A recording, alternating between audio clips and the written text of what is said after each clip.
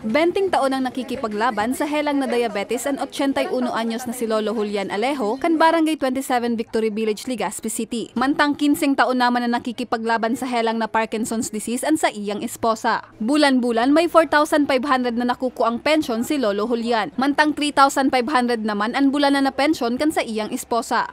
Sigun kay Lolo Julian, kulang man ini para sa saindang maintenance na bulong. Daiman daasindang piglalaoman na iba sulamenteng ang pensyon sa naninda.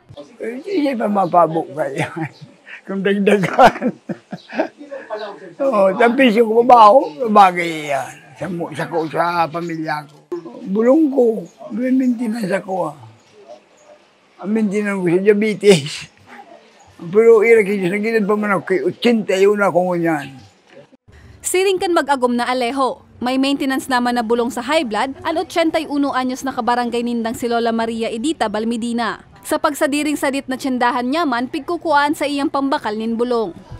Nakula ko na bagay sa kuya yan. Bakal-bakal ko kay bulong ko. Kung ano ang pwede kong gastuhan kay ko. Nakula kung anong pasasalamat. Tabangan kami. Ngani mataawanin pag-alalay ang mga senior citizen sa bilog na nasyon, arog ni Lolo Julian asininda Lola Maria, saro si Ako Bicol Party List Congressman Attorney Jill Bungalon sa mga nagbusol asin saro sa principal authors kan House Bill 10423 o Universal Social Pension. Sigun sa opisyal, madali na ining mapakinabangan kan senior citizens, makalihis na makalusot sa kamara. Maawat sabihon, madali na ining maginlay. Sa lindong kan propwesto, makakaresibin na nin bulanan na pensyon ang gabos na senior citizen sa nasyon o itong mga nasa edad 60 pataas. Sakob ka ini ang SSS as in GSIS pensioners magin itong mga mayo pang pensyon. Pushed in Congress to have a universal social pension.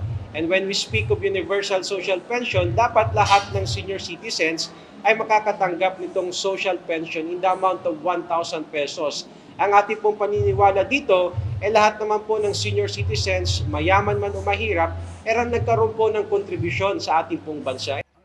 Sa irarom kan Republic Act No. 11916, gikan 500 pesos, naging 1,000 pesos na ang bulanan na pensyon na nariresibi kan mga benepisyaryo sa lindong kan Social Pension Program for Indigent Senior Citizens o SPISC. Alagad sulamenteng ang mga tios na senior citizens sa naman ang makikinabang kaini. In kaso maimplementar na ang Universal Social Pension, sasakubo na kaini ang gabos na senior citizens. Kaya gikan sa 14 milyones na benepisyaryong indigent senior citizens, posible ining maglobo sa 10.5 milyon na senior citizens. The agency is the DSWD, the Department of Social Welfare Development. Pero magkakaroon po ng transition sapagkat in a few years time, ang lahat ng listahan at lahat ng implementation for the payout ay ipapasa na po sa National Senior Citizen Council.